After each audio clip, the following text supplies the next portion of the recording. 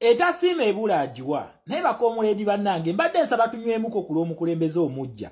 gwe bayita Donald Trump pulezidenti wa America kubanga nabagamba revolution eyaffe yayita mu kintu kye bayita foreign policy ne domestic policy. Under domestic policy twayita mu American ne UK foreign policy. Waliwo ono kyaliwo ebirevu oba bamuyitaani erinnya lye mwera bire gwe nasitiikingako ko waneeno munange n'ayomba nnyo nga bawaniranga walesi wali lobbyist wa Museveni era kati kazze America egenda kuwa funding Museveni ne mugamba my brother understand the battle tegeera olutalo olugenda mu maaso wona alutegera kigenda kuyamba okusomesa bannayuganda nagenzeko ku page eyo kale wadde erinnya saali kutte naye nga takyasomesa tayogera ku bigenda mu maaso Donald Trump kyakola abantu so mbadde musaba mumuntagire mugambe tafuna ntondo akomewo tubuuse eggwanga tulitegeeze nti munange Trump abikola nga we twabibala we bitambula tusooke tunywemu konzije.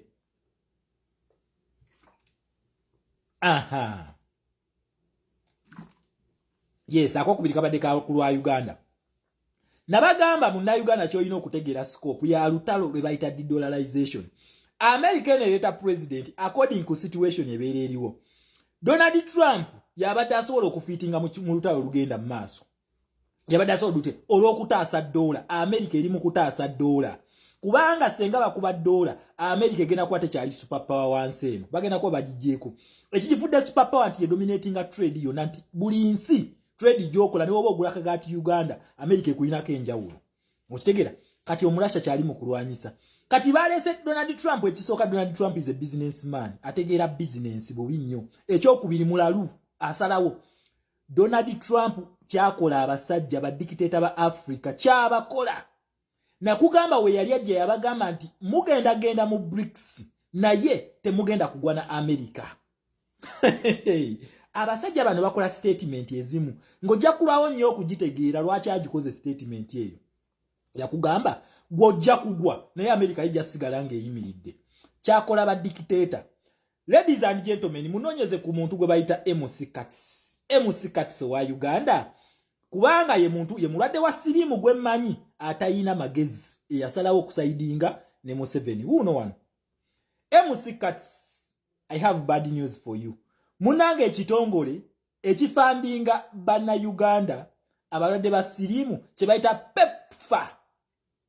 fandi bagisaze. Fandi bagisaze. Omusajja omunange gwokukuta naye PEPFAR ebadde ereeta ssente nga ziyambako abalina obulwadde bwa mukenenya. Okitegera muna Uganda ani ajjukira obuugi bwa Taso ani abujjukira obuugi obwe bagabiranga abalwadde ba sirimu bwa Taso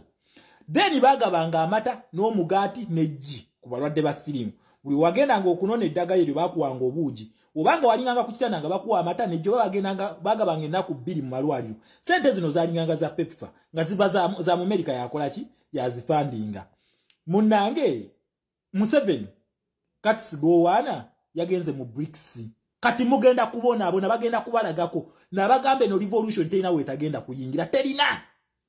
kati abalwadde ba sirimu. Bad news for you. PEPFAR bagisazeeko funding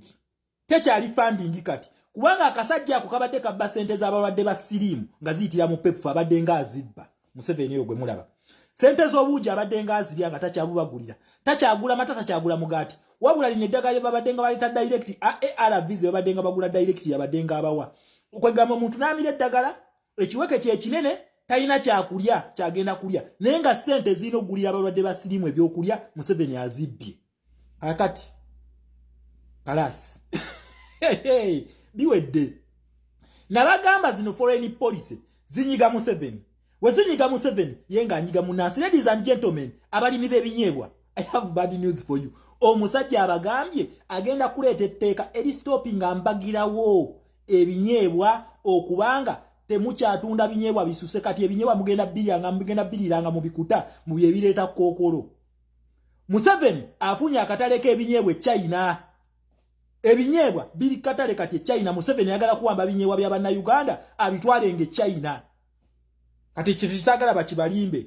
Akatale k'ebinyeebwa kati ebinyeebwa bya tunzi babizudde. Waliwo eddagala lye bagambe liri mu binyeebwa ebyo ngenda bisaakingako mbibaleetere wano. Museveni ayagala kwekwata akatale kane China atwalenga ebinyeebwa byammwe. Yensonga lwaki ku speech gye yakoze yabagambye nti agenda kukola etteeka nga stopping ambagirawo kati bakusange ng'obisusa.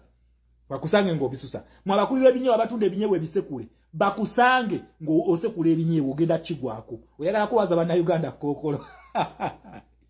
naye bannange tumanyiddwe mutabani wa Esiteri ono atumanyidde nadda ne mukati ne yeesigama bajjajjaffe balimye ebinyeebwa myaka na myaka naye nemboola okuba nga batandise ogitema funding etandise okunyigiriza mu nnansi ebinyeebwa ebitwala agenda biguza Bachina eno ye poliisi gyagala okubayingizaamu nakugambye poliisi y'Abachina senga temwerwanako Museveni n'abayingiza China ne Russia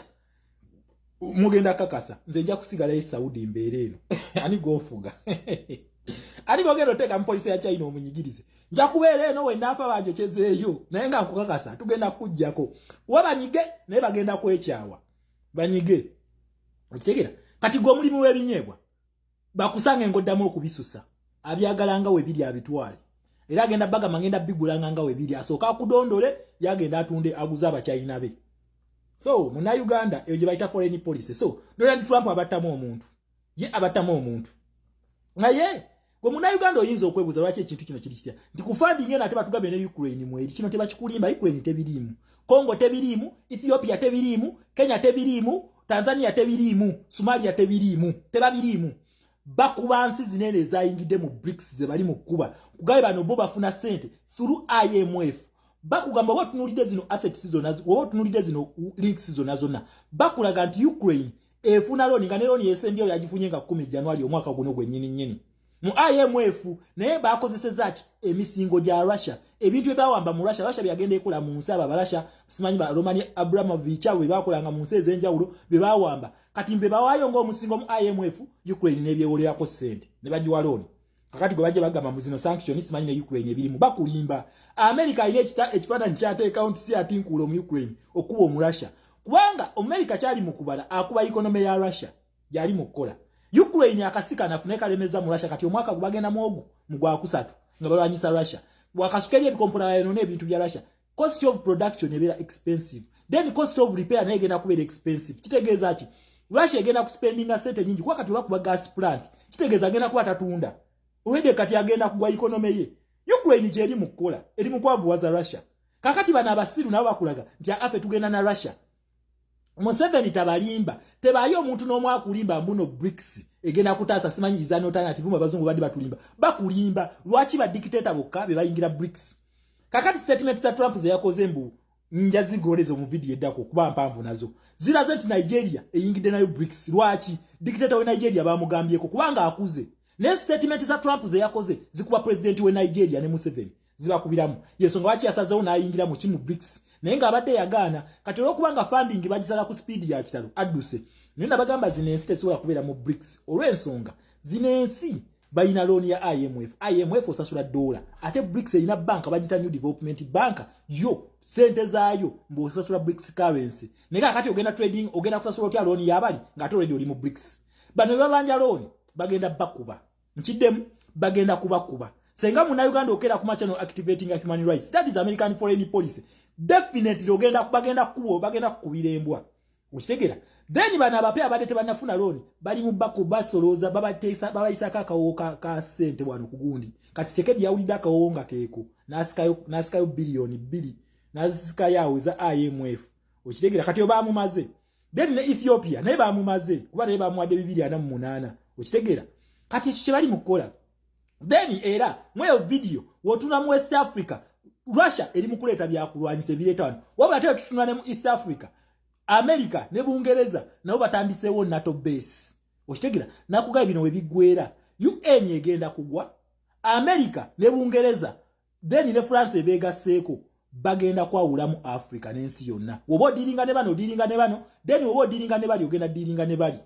kubanga baneno beba permanent members ba UN kakati ate bebe yawuddemu bazetunuzaamu naye ani abona ba dictator n'abantu ba bulijjo gwe munansi wona yangu amangu n'okyusa ensi yo n'ogoba omuntu n'okwatagana n'ono then ensi yegenda terera nejo onakoma okulwa nabo ogenda kiwulira kakati gwe jona akoma mu Uganda okweba kotulo policies zino zigenda kunyiga Museveni then yenga wa kunyiga kati ebinyewa bibajjeko yes ebinyewa bitutte kyawedde dda ne ifurizi mujinawo si ya kuvaawo emisolo gize si bya kuvaawo gwe kadama bakusala sente zo si bya kuvaawo kubanga Museveni talina replacement ate zino sente eza bricks tasobola kubawa nga tanafuna